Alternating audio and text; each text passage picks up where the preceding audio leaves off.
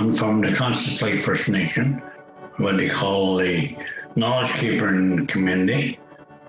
Being a Grand Chief, you're looking at the whole nation.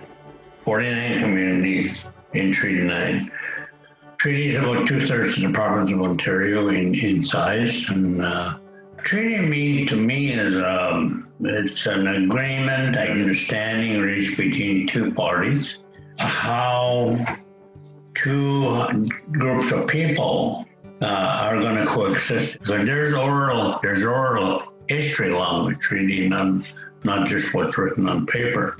So a lot of things were said, but never captured in the treaty. But there's a difference between what is written and what people thought was the intent.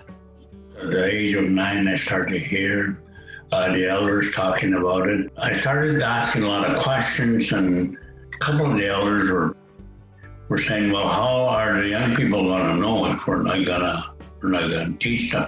I started asking questions about our history. I started asking, "Well, what happened?" Well, we were taught that a lot of things happen without our knowledge.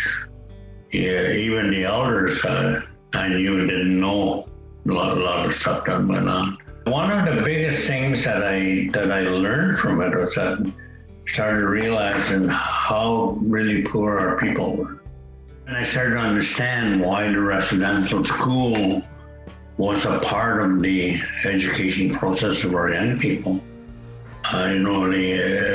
The things that I saw, and my own research starts to tell me that this is what happened.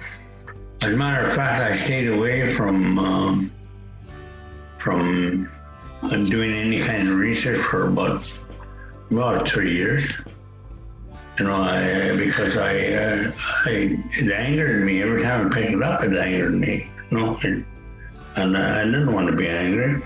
I wanted to learn from it, and later on, I started thinking, how do I pass that information on to our young people, Aboriginal kids? How do you do that?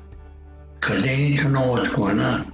And then later on, I started looking at how do I pass that information on to, they call it non-Native children, so they too will have an understanding. I didn't want it to be them and us, you're on this side or you're on that. I didn't want that. I wanted so everybody's at the same table. I put a lot of emphasis on education. I spent a lot of time on education because other than being a residential school survivor, I believe that was what got me where I was. Education, we always looked at was a treaty right to have that to be funded by the government. I've fought very hard for equitable funding for education for Native children, and I still do today. I'm still a very strong advocate on that.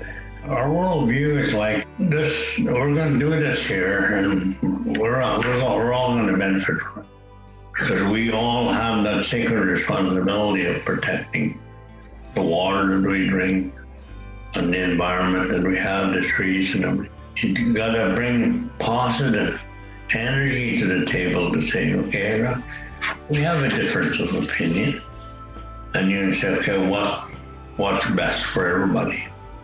I can see a lot of changes in my time, and if I can help young people believe that, understand that, both Native and non-Native young people sitting down talking about treaty and talking about it from a perspective of moving forward. Truth and reconciliation gives you a path to go somewhere. Unless you stay on that path, you're never going to get where you want to go.